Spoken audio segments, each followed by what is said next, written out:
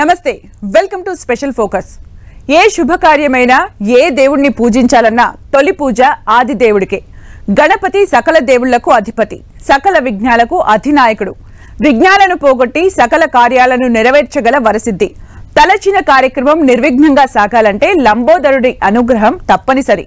భక్తితో కొలిస్తే చాలు విఘ్నాలను తొలగించి స్వామివారు కోరిన వరాలిస్తారని భక్తుల నమ్మకం. అందుకే పూజాది కార్యక్రమంలో గణపతిని మొదట పూజిస్తారు. గణపతి ఎందుకు విఘ్ననాయకుడయ్యాడు? అన్ని దేవుళ్ల కంటే గణపతి పూజ ఎందుకు ప్రత్యేకం?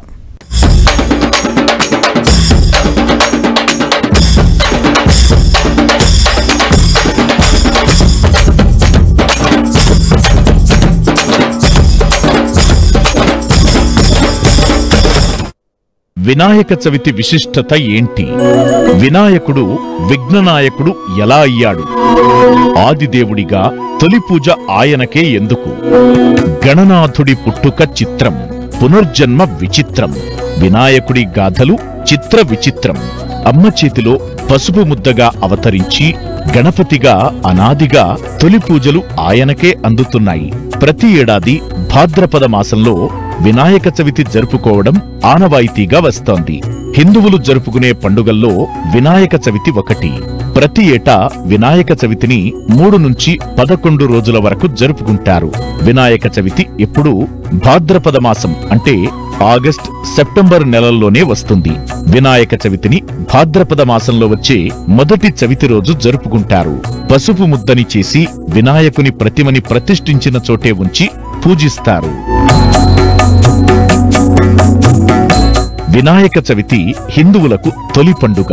భాద్రపద శుద్ధ చవితి రోజునే గణనాథుడు పుట్టాడని కొందరు, గణాధిపత్యం వచ్చిందని కొన్ని పౌరాణిక గాథలు ప్రచారంలో ఉన్నాయి.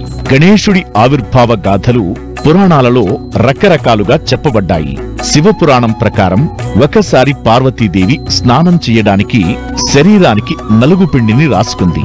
మిగిలిన నలుగుపిండితో ఒక బొమ్మను తయారు చేసి ప్రాణం పోసింది.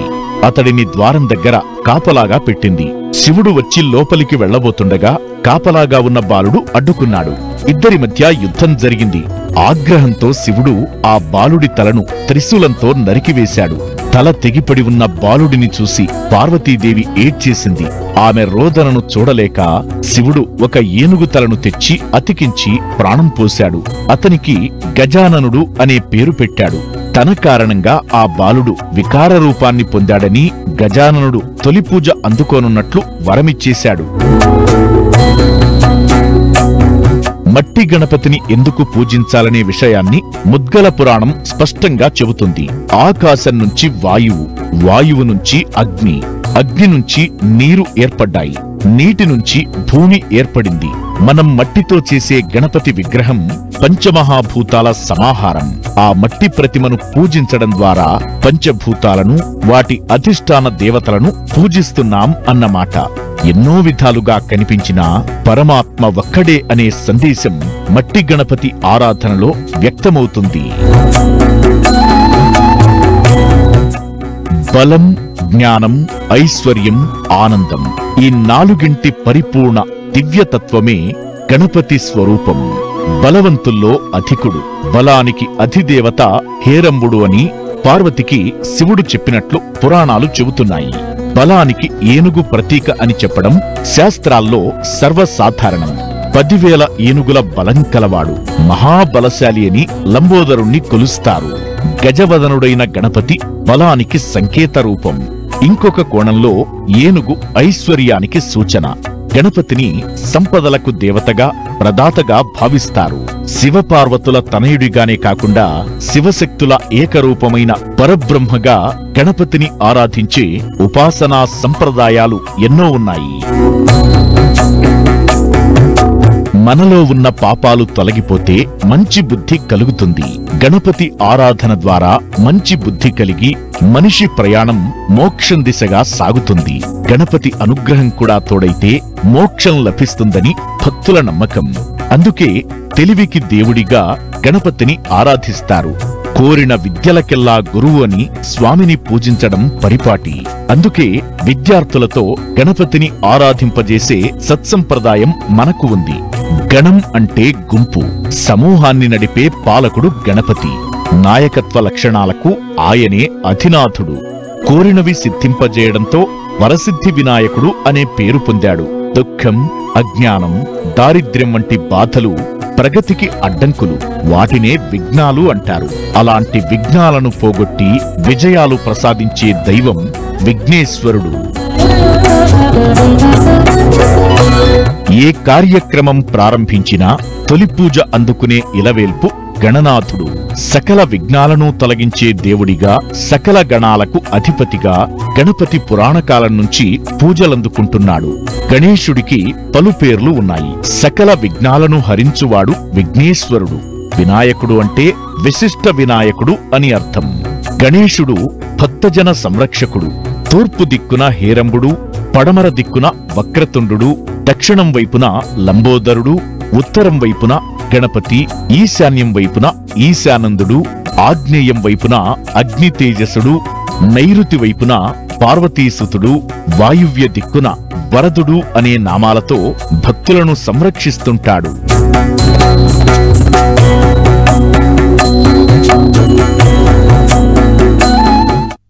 గణనాథుడు, లంబోదరుడు, వినాయకుడు, ఆదిదేవుడు ఇలా పిలుచుకున్న మొదటి దేవుడు ఆయనే. దేవుళ్ళైనా మానవులైనా మొదట కొలవాల్సింది అతన్నే. ప్రతి పూజలో ఆయన నామం తలవకుండా హిందువుల పూజా కార్యక్రమాలు ఉండవు. గణనాథుడి ప్రస్తావన లేకుండా ఏ శుభకార్యమూ జరగదు. ప్రతి ఏటా జరుపుకునే వినాయక చవితి పూజలోనూ ఎన్నో ప్రత్యేకతలున్నాయి. 21 రకాల ఆకులతో పత్రి పూజ చేయడం చాలా ప్రత్యేకం. గణపతికి సమర్పించే నైవేద్యం కూడా మిగతా దేవతలతో పోలిస్తే సంథింగ్ స్పెషల్. వినాయకుడి పూజ విధానమేంటి? గణేష్ చతుర్థి రోజు చంద్రుడిని చూస్తే నిందలు తప్పవా? లంబోదరుడి పూజలో 21 రకాల పత్రి విశేషాలేంటి? గణపతి పూజలో గరికకు ప్రాధాన్యం ఎందుకు? చవితి రోజు చంద్రుణ్ణి చూస్తే ఏ పరిహారం చేయాలి? హిందూ సంప్రదాయంలో అన్ని పండుగలు ఒకెత్తు, వినాయక చవితి మాత్రం చాలా స్పెషల్. దీనిని తొలి పండుగగా భావిస్తుంటారు. అందుకే వాడవాడలా ప్రతి ఇంట 9 రోజుల పాటు గణపతి నామస్మరణ మారుమోగుతూనే ఉంటుంది. చవితి పూజ అనగానే గణపతి ప్రతిమ, 21 రకాల పత్రి తప్పనిసరి. కుడుములు, ఉండ్రాళ్లు చేసి స్వామివారికి నివేదిస్తాం. జీవితంలో ఎదురయ్యే ఆటంకాలను తొలగించి సకల శుభాలను కలిగించాలంటూ పూజలు చేస్తాం. అంతేకాదు, గణేష్ చతుర్థి సందర్భంగా చేసే పూజలో కొన్ని ఆధ్యాత్మిక అంశాలు ఉన్నాయి. చవితి పూజలో 21 రకాల ఆకులు వాడుతాం. నవరాత్రుల పూజల తరువాత ప్రతిమను, పత్రిని నిమజ్జనం చేయడం సంప్రదాయం. పత్రిలో ఉపయోగించే ఆకులన్నీ ఔషధ గుణాలున్నవే. వానలు కురిసే ఈ సమయంలో చెరువులు కలుషితం అవుతాయి. నీటిని శుద్ధి చేయడానికి ఈ 21 రకాల పత్రి సరైన మార్గమని చెబుతున్నారు ఆధ్యాత్మికవేత్తలు. ఆ ఆకులన్నీ నీటిలో కలిసినప్పుడు అందులో ఉన్న బ్యాక్టీరియా అంతా చనిపోయి నీళ్లు శుద్ధి అవుతాయని అంటున్నారు.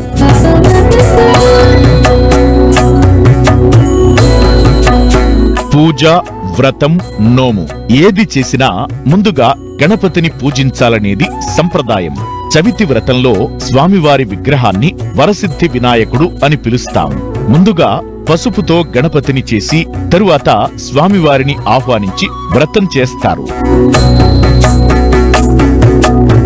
ఇక గరికలేని గణపతి పూజ వ్యర్థమని శాస్త్రాలు చెబుతున్నాయి. చవితి రోజు వినాయకుడికి అర్పించే గరికకు చాలా ప్రత్యేకత ఉంది.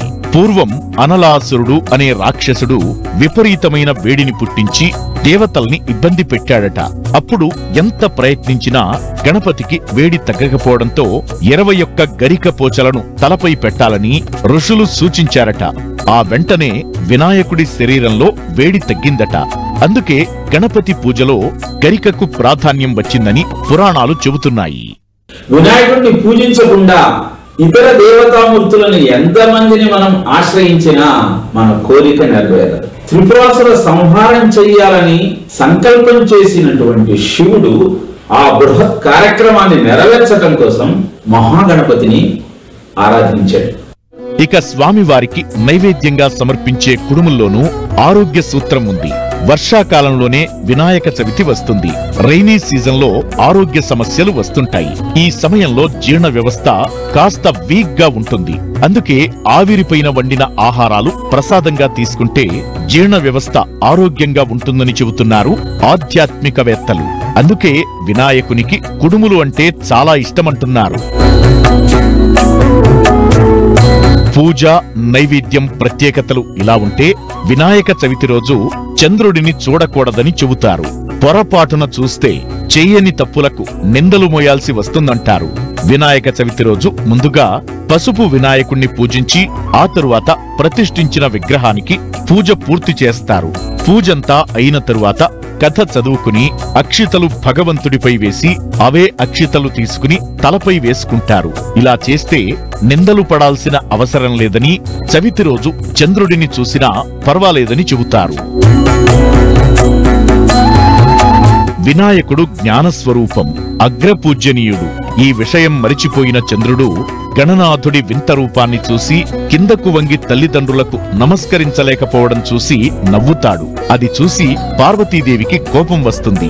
ఇకపై చవితి రోజు చంద్రుణ్ణి చూసిన వారికి నీలాపనిందలు తప్పవనే శాపమిచ్చింది. అయితే వినాయక చవితి రోజు కథ చెప్పి అక్షితలు తలపై వేసుకునేవారు చంద్రుడిని చూసినా ఎలాంటి దోషం ఉండదని అనుగ్రహించింది పార్వతీదేవి. వినాయక చవితి ఉత్సవం అంటేనే పెద్ద పండుగ. ఊరూరా వాడవాడల మండపాలు, గణపతి విగ్రహాలు, ప్రత్యేక పూజలతో ఆధ్యాత్మికత వెల్లివిరుస్తుంది. చవితి వేడుకలంటేనే అత్యంత నియమనిష్టలతో గణపయ్యను పూజించడం.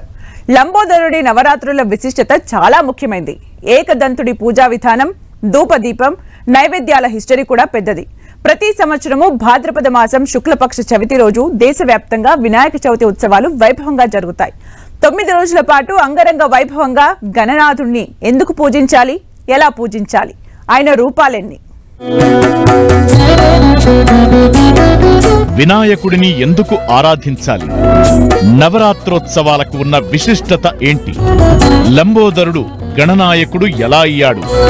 మన సంప్రదాయంలో ప్రతి ఏటా 3 నవరాత్రి ఉత్సవాలు చేసుకుంటాం. మొదటివి చైత్రమాసంలో వచ్చే వసంత నవరాత్రులు, రెండోవి భాద్రపదంలో గణపతి నవరాత్రులు, మూడోవి ఆశ్వయుజంలో శరన్నవరాత్రులు. అందులో వినాయక నవరాత్రులైతే ఊరువాడ వైభవంగా జరుగుతాయి. గణపతి ఆరాధన భక్తుల ఎమోషన్తో కూడుకున్న అంశం. విఘ్నేశ్వరుడంటే విఘ్నాలకు అధిపతి అని అర్థం.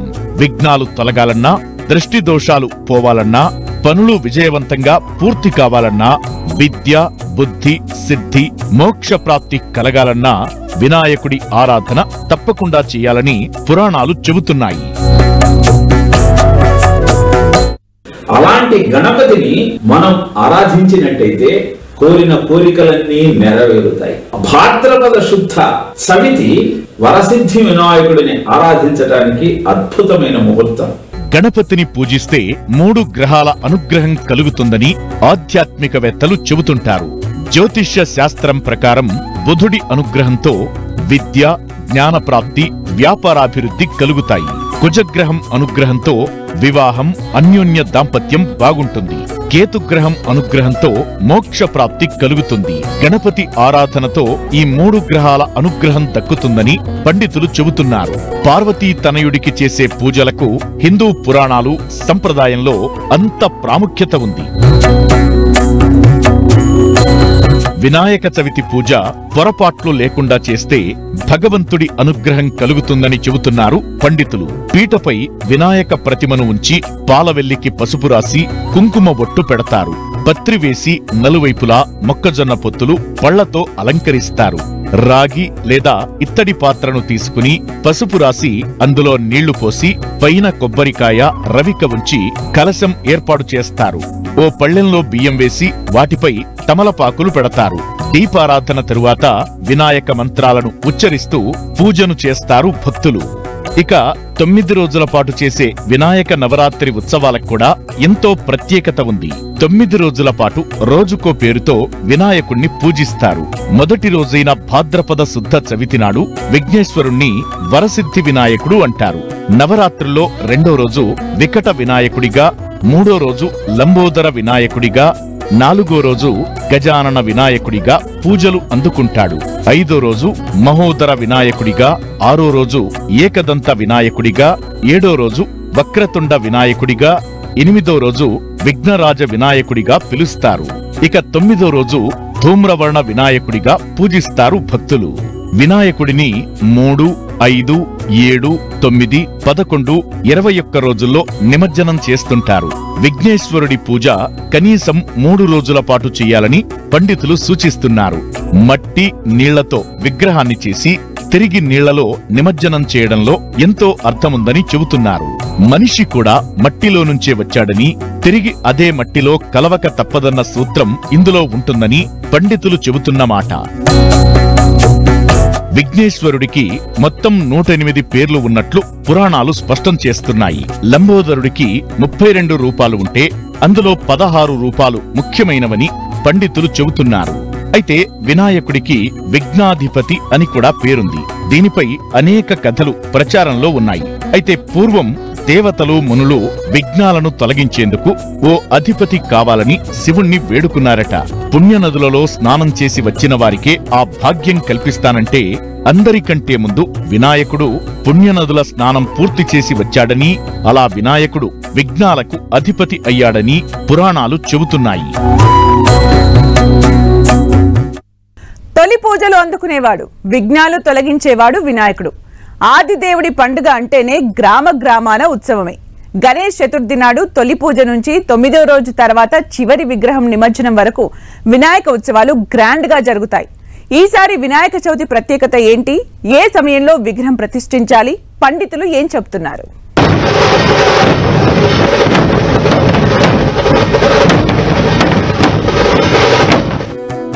ఊరూరా వినాయక నవరాత్రోత్సవ శోభ. పల్లె నుంచి పట్నం దాకా పండుగ వాతావరణం. ఈసారి చవితి రోజు అనేక శుభయోగాలు. మానవులకే కాదు, సర్వదేవతల విఘ్నాలు తొలగించేవాడు విఘ్నేశ్వరుడు. చిన్న పూజ మొదలు అతిపెద్ద యాగం చెయ్యాలన్నా తొలుత పూజలందుకునే ఒకే ఒక్క దేవుడు వినాయకుడు. ఆయన జన్మదినాన్ని వినాయక చవితిగా జరుపుకుంటాం. అందుకే ఊరు వాడ అంతా సందడి కనిపిస్తోంది. పల్లె నుంచి పట్నం దాకా, గల్లీ నుంచి ఢిల్లీ దాకా వినాయక చతుర్థి వేడుకలు జోరందుకున్నాయి. వివిధ రూపాల్లో ఉన్న వినాయక విగ్రహాలు ఇప్పటికే మండపాలకు చేరాయి. ఇక ఎంతో విశిష్టమైన గణపతి ఆలయాల్లో ప్రత్యేక పూజలు కొనసాగుతున్నాయి. ఈసారి వినాయక చవితి రోజు అనేక శుభయోగాలు ఉన్నట్టు చెబుతున్నారు పండితులు. ఈ ఏడాది సెప్టెంబర్ 7వ తేదీ శనివారం రోజు వినాయక చవితి వచ్చింది. అలాంటి వేళ వినాయకుణ్ణి శుభ సమయంలో పూజించాలని పండితులు చెబుతున్నారు. 6వ తేదీ మధ్యాహ్నం 3:01 నుంచి చతుర్థి తిథి ప్రారంభమై 7వ తేదీ సాయంత్రం 5:37 ముగుస్తుంది. వినాయకుడు మధ్యాహ్నం జన్మించాడనే ఓ నమ్మకం భక్తుల్లో చాలా బలంగా ఉంది. దీంతో వినాయకుడిని పూజించడానికి అత్యంత శుభమైన కాలం మధ్యాహ్నమని అంటున్నారు. ఈ ఏడాది వినాయక చవితి సందర్భంగా అనేక శుభయోగాలు ఉన్నాయంటున్నారు పండితులు. అన్ని గ్రహాల స్థానం పరిపూర్ణతతో సర్వార్థ సిద్ధియోగం ఉందని తెలిపారు. ఈ సమయంలో వినాయకుణ్ణి భక్తి శ్రద్ధలతో పూజిస్తే మరింత శుభ ఫలితాలు ఉంటాయని వివరిస్తున్నారు. రవియోగం, బ్రహ్మయోగం కూడా ఏర్పడుతుందని చెబుతున్నారు. ఈసారి వినాయక చవితి రోజు అత్యంత పవిత్రమైందని పండితులు చెబుతున్నమాట. ఇక వినాయక చవితి టైంలో తెలుగు రాష్ట్రాల్లో టాక్ ఆఫ్ ది డివోషనల్ గా ఉండే ఖైరతాబాద్ వినాయకుడి దర్శనం మొదలైంది. ఒకరోజు ముందు నుంచే భక్తులకు కనువిందు చేస్తున్నారు గణపయ్య. ఖైరతాబాద్ గణేష్ ఉత్సవాలు 70 ఏళ్లు పూర్తి చేసుకున్న సందర్భంగా ఈసారి 70 అడుగుల ఎత్తులో మట్టితో భారీ విగ్రహం ఏర్పాటు చేశారు. శ్రీ సప్తముఖ మహాశక్తి గణపతిగా భక్తులకు దర్శనమిస్తున్నాడు ఖైరతాబాద్ మహాగణపతి. 7 ముఖాలతో 7 సర్పాలతో 24 చేతులతో గణేశుడి భారీ విగ్రహాన్ని ఏర్పాటు చేశారు. గణనాథుడికి కుడివైపున శ్రీనివాస కళ్యాణం, ఎడమవైపున శివపార్వతుల కళ్యాణ ఉత్సవమూర్తులను ఏర్పాటు చేయగా అయోధ్య బాలరాముడి ప్రతిమ ప్రత్యేక ఆకర్షణగా నిలుస్తోంది. ఎత్తులో ఈసారి తన రికార్డును తానే బ్రేక్ చేసుకున్నాడు ఖైరతాబాద్ గణనాథుడు. లడ్డూ వేలంపాటలో తనకంటూ ప్రత్యేక స్థానం ఏర్పరచుకున్న బాలాపూర్ గణేశుణ్ణి ఈసారి అయోధ్య బాలరాముడి ఆలయ నమూనాలో తీర్చిదిద్దారు. 23 ఫీట్ల ఎత్తైన భారీ విగ్రహం తల పైభాగంలో అమృతం కోసం సముద్రంలో మంథర పర్వతాన్ని దేవతలు, రాక్షసులు మథనం చేస్తున్నట్టుగా తయారు చేశారు. మరోవైపు ఎడమ చెవి పక్కన లక్ష్మీదేవి, కుడి చెవి పక్కన కమలంపై సరస్వతీదేవి కనిపించే విధంగా తయారు చేసిన గణేష్ విగ్రహం ఆకట్టుకుంటోంది. ఊరు వాడ, పల్లె పట్నం అని తేడా లేకుండా అంతటా వినాయక మండపాలు సిద్ధమయ్యాయి. శుభముహూర్తం సమయంలో కలశం ఏర్పాటు చేసి తొలి పూజతో ఉత్సవాలకు అంతా రెడీ అయింది.